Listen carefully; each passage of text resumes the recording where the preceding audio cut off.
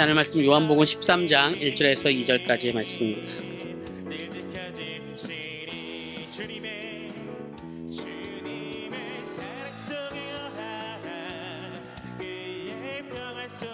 요한복음 13장 우리 1절에서 2절까지 한 목소리로 같이 합독해서 읽겠습니다. 시작.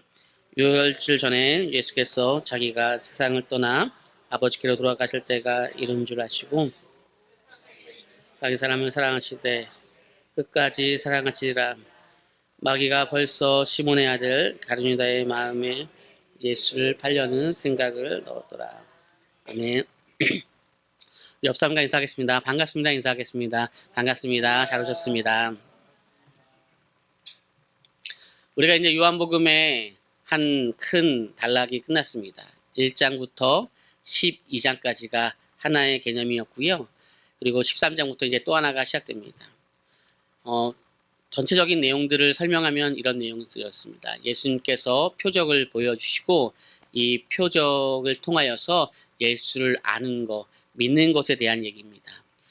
전체적인 그 개념들의 핵심이 예수님께서 세상에게 계시하는 것입니다. 내가 바로 예수다, 하나님의 아들이다 라고 하는 것을 표적을 통하여서, 그리고 요한복음 1장 1절 같은 경우는 내가 빛으로 왔다 라고 해서 창세기 1장 1절과 같은 그 의미적인 내용들을 설명합니다. 그렇게 1부가 1장부터 12장까지 끝났습니다. 세상에게 예수님께서 어떤 분인지 이제 계시하는 것들, 알게 하는 것들이 끝났고요. 오늘 우리가 읽었던 13장의 내용들, 13장부터 17장까지는 예수님의 마지막 말씀인데 예수님께서 제자들에게 계시하는 것입니다. 그러니까 세상에게 설명을 했다고 한다면 이제는 제자들에게 집중하여서 마지막 말씀을 하시는 것입니다. 제자들에게 집중하는 것입니다.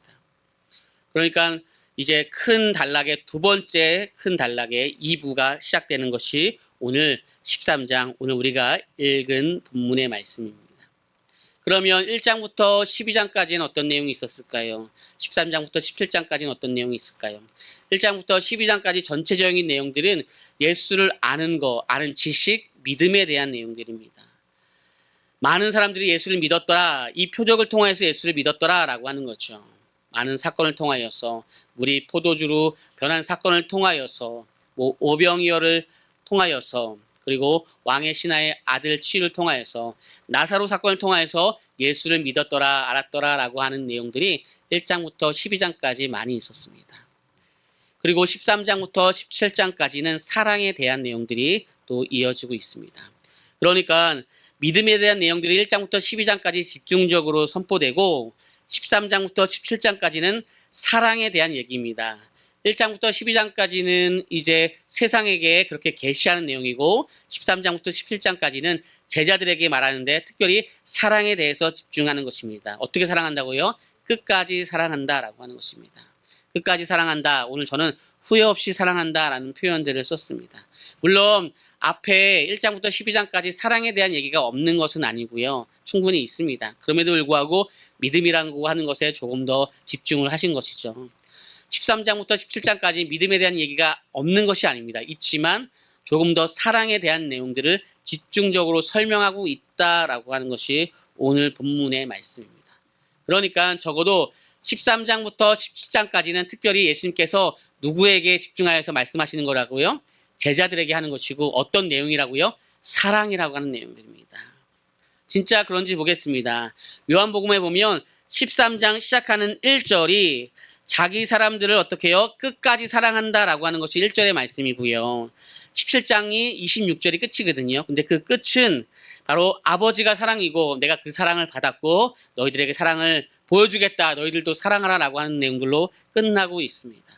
다시 말해서 처음과 끝이 다 사랑에 대한 얘기입니다. 이것을 조금 어려운 표현으로 봉투 기법이라고 해요. 여러분들 봉투가 밑에가 닫혀 있잖아요. 근데 편지를 보낼 때 열어놓고 보내지 않잖아요. 그렇죠? 위를 닫잖아요. 그렇죠? 처음과 끝을 동일한 내용들로 닫아놨다라고 하는 거예요. 그것이 이렇게 표현할 때 인클로즈라고 하기도 하는데 어쨌든 사랑으로 표현하고 사랑으로 마무리하는 것이 13장부터 17장까지의 말씀이라고 하는 것입니다. 우리는 그러면 이 사랑에 대한 얘기를 들을 때 이 사랑 뭐 뭐가 어려워? 당연히 하지. 아니, 서로 사랑하라는 거 아니야. 라고 생각할 수 있습니다. 세상 사람들도 자기 관점으로, 자기 세계관으로 사랑을 하고 있는 것입니다. 그런데 오늘 주님께서는 그런 세상적인 어떠한 뭔가 조금 더 헌신하는 그런 개념을 설명하는 것이 아니라 훨씬 더 집중되어져 있는 고차원적인 설명을 하고 싶어하는 부분들이 있습니다. 제자들에게 그러면 어떤 내용들을 설명할까요? 그리고 왜 13장 전체가 사랑에 대한 얘기인데 특별히 제자들에게 하면서 단락을 어떻게 구분했을까? 오늘 설교하면서 목사님이 조금 더 그것을 분명하게 설명을 하고 있는 것인가 아니면 성경은 어떻게 그것을 이야기하고 있는가 보도록 하겠습니다. 1절부터 38절까지 내용이 그런 내용들입니다. 제자들과 대화인데 앞에는 제자들의 발을 씻겨주는 거, 그리고 21절 이하가 제자 중 하나가 파는 거, 누구죠? 가룟 유다. 그리고 31절에서 35절까지 제자라면 어떡하라고요? 서로 사랑하라. 그리고 36절 이하가 베드로의 예수 부인. 제가 처음에 베드로의 부인 예고했더니 베드로 부인 얘기하는 거예요 그러더라고요. 그게 아니고 예수님을 부인한다 그 얘기니까 제가 정확하게 썼습니다. 베드로의 부인이 아니라 베드로가 예수님을 부인하는 사건입니다. 그러니까 제자들의 발을 씻겨주는 거, 그리고 너희 중에 한 사람이 나를 팔 것이다. 그리고 제자라면 서로 사랑하라. 그런데 너희들이 나를 부인할 것이다 라고 말하고 있는 것입니다. 다 누구에게 하는 말이에요? 제자들에게 하는 말씀이에요. 제자들에게 하는 것. 사실은요, 제가 하는 표현대로 얘기한다면 1장부터 12장까지도 다 그냥 전혀 관계없는 누구에게 하는 것이 아니라 다 그것이 제자들에게 하는 말씀입니다.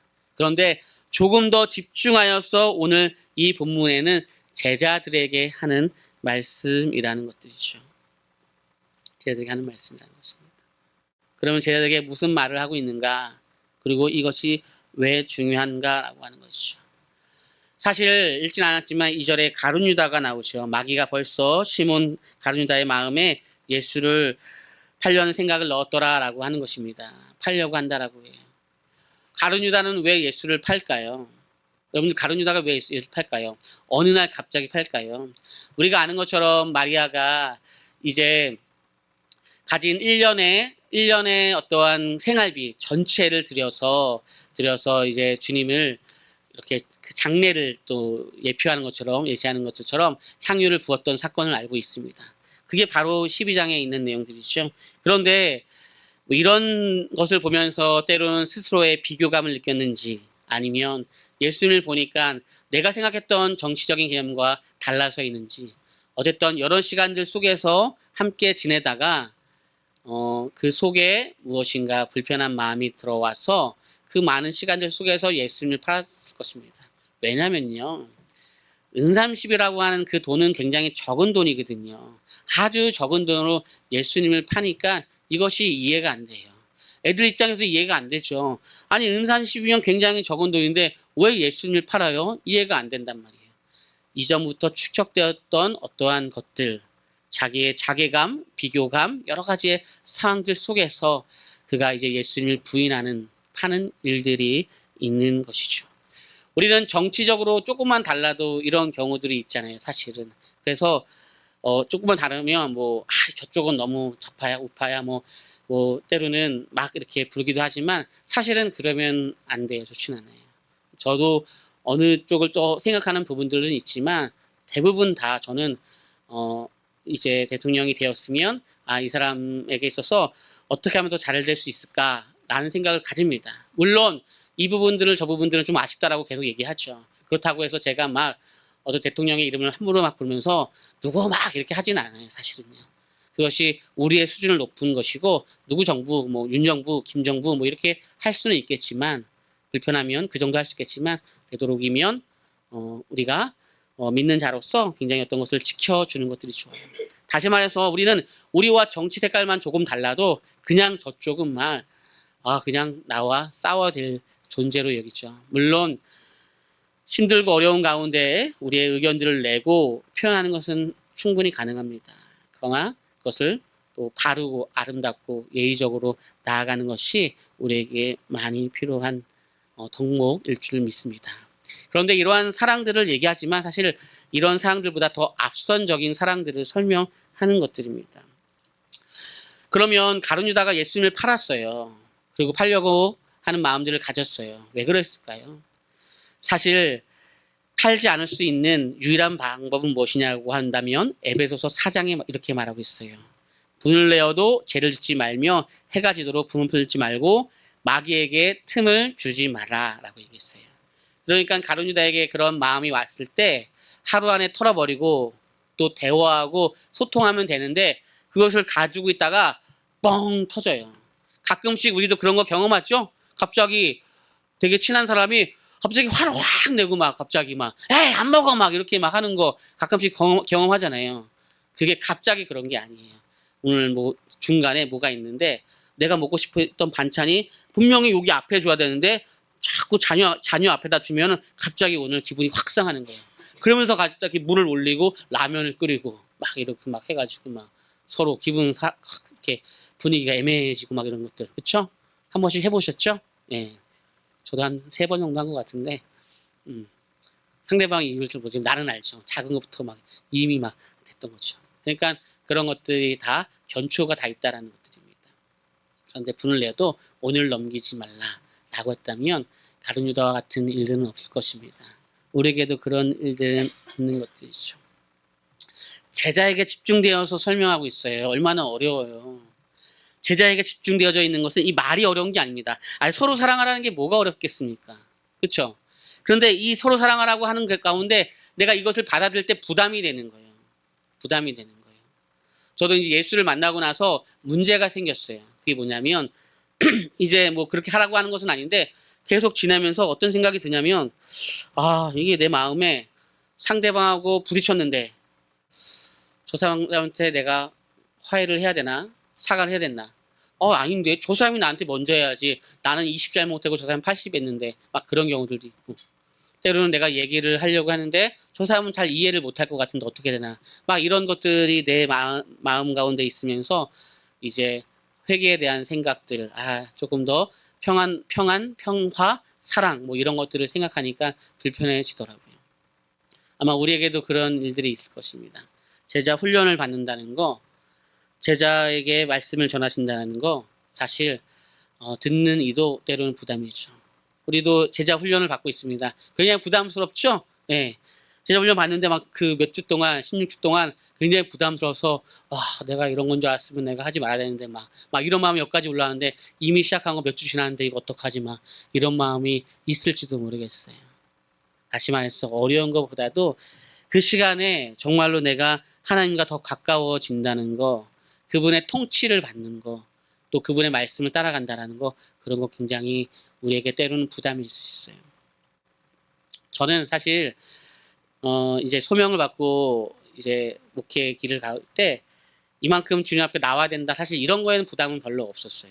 그런데 내 마음 가운데 누구를 더 사랑해야 되는데 정말로 나만 느끼는 그것까지도 내가 해결해야 될 때가 굉장히 어렵더라고요.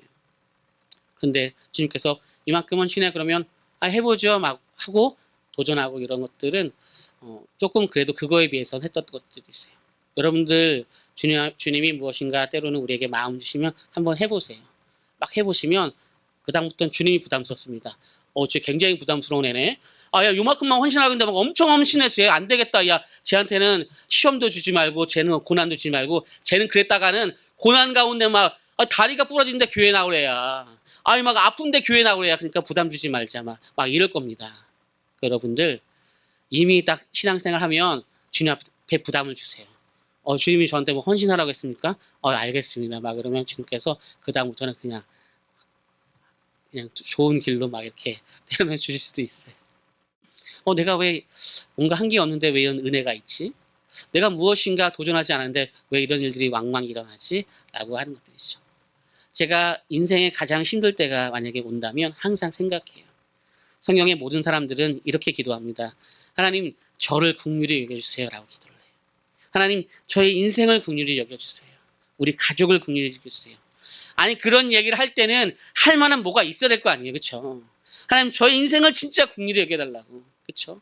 저의 삶에 정말 찾아와서 저 이 어려움 가운데 제가 지금까지 경험한 가운데 이건 제가 진짜 너무나 어렵습니다 라고 하려면 무엇인가 세상 말로 건덕지가 있어야 되잖아요. 때로는 그런 말을 당당하게 할 수 있는 귀한 자녀가 되길 소망합니다.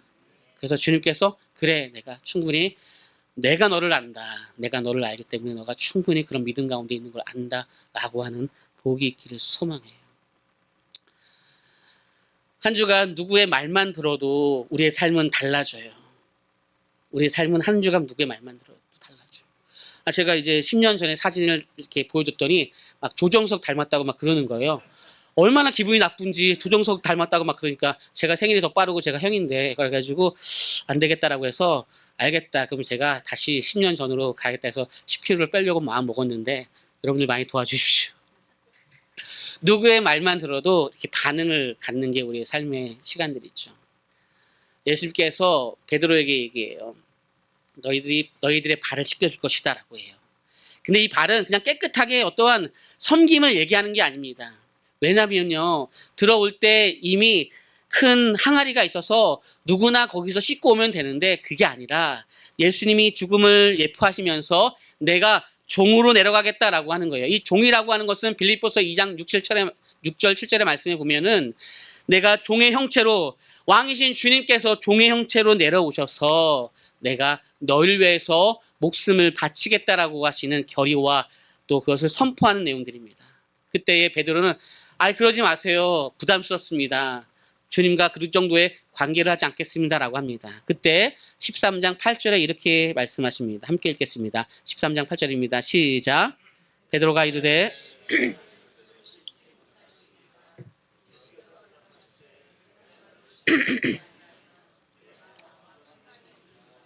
아멘.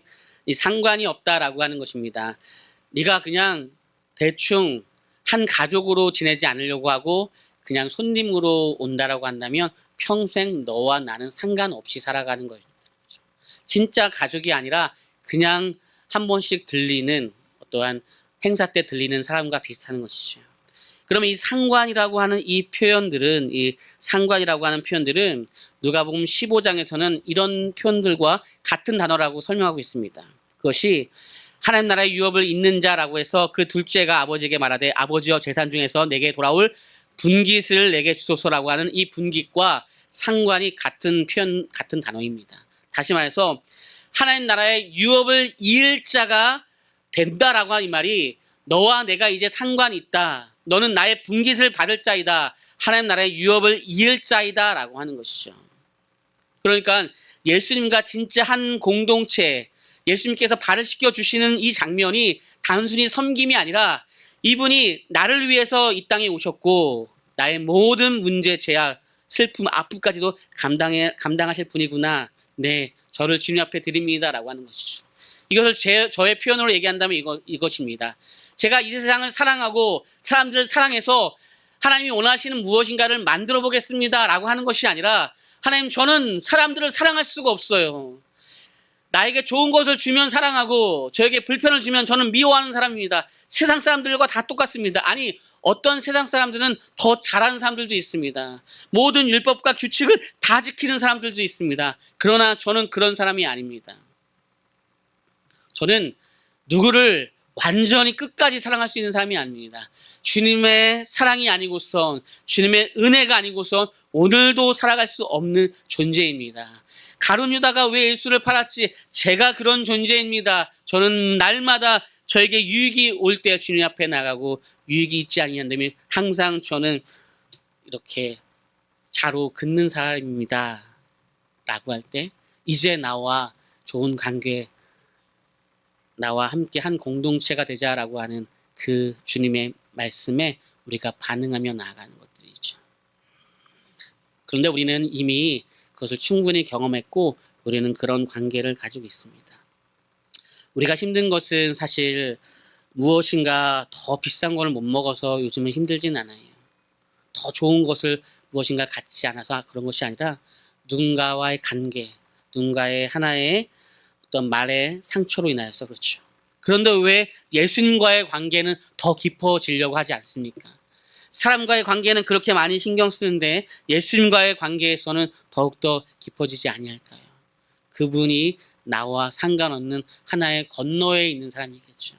필요할 때는 때로는 만나고 그렇지 않으면 잊어버리는 개념일 수 있다는 것이죠. 오늘 그것이 주님께서 우리에게 말씀하시고 표현하는 것이죠.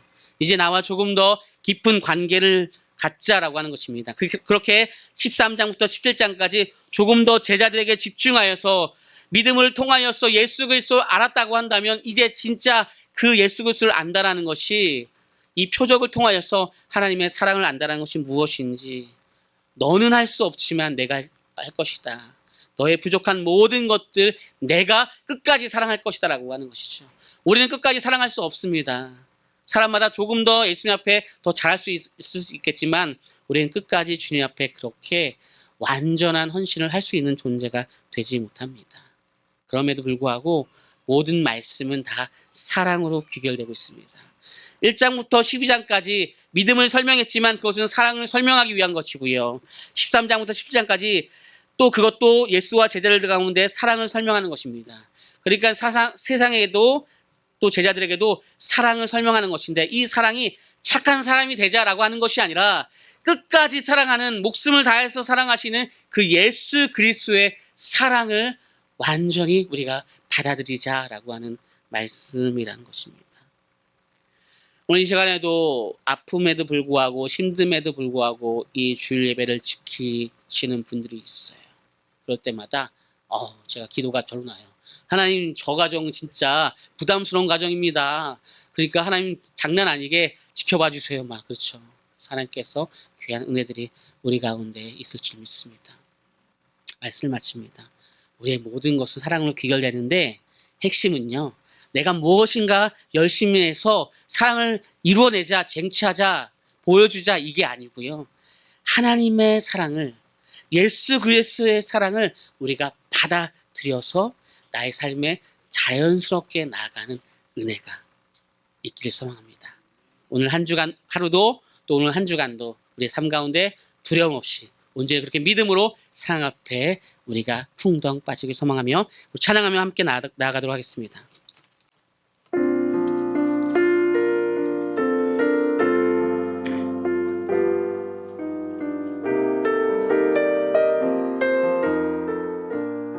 아무것도 두려움 말라.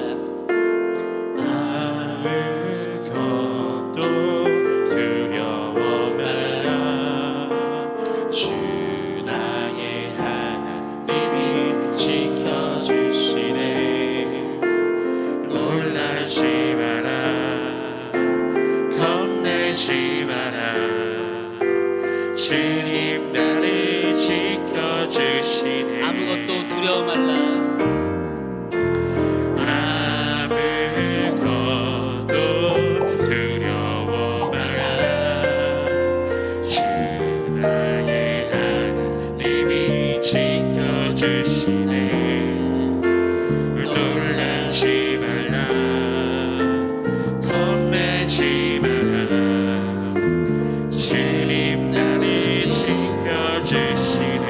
내 마음이 심해가워. 내 마음이 심해가워 지칠지라도 주님 나를 지켜주시네.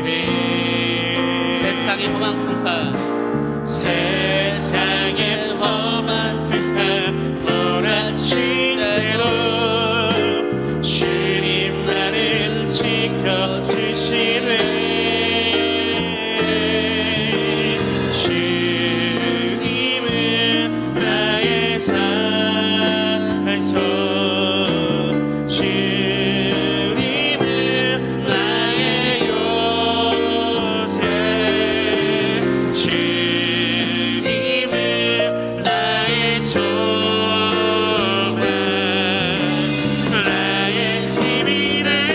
내 마음이 심해가워.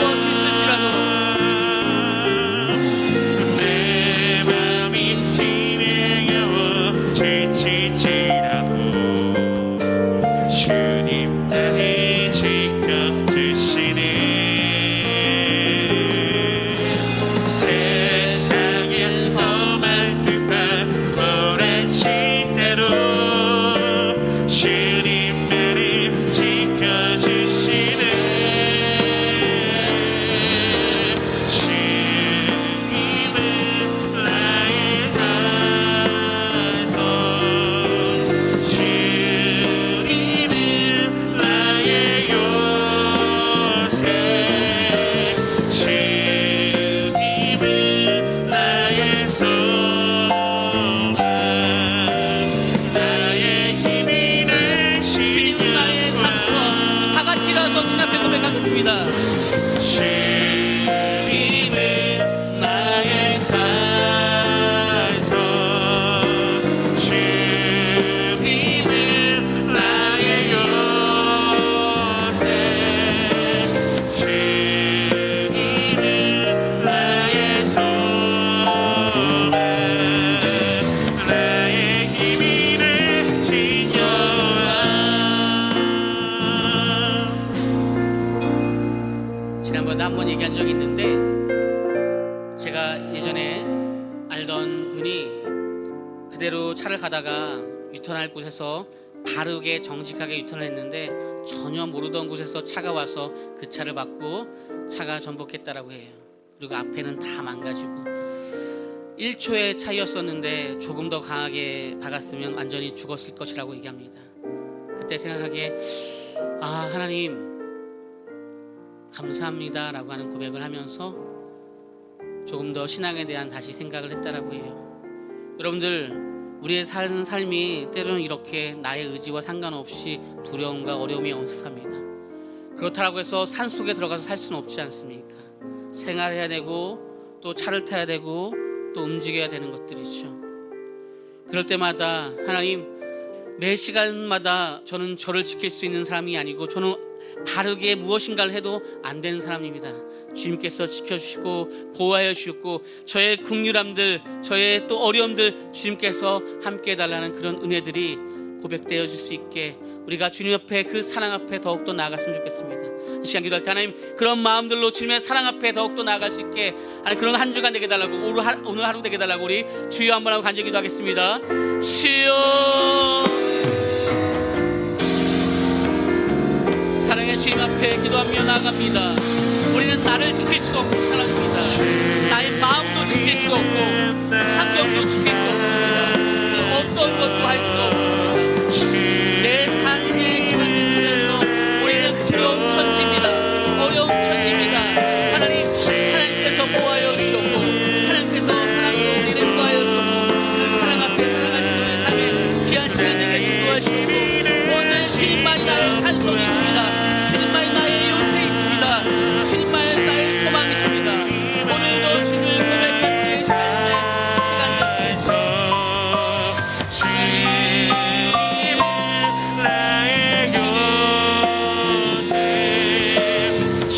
귀한 은혜의 하나님 되겠습니다.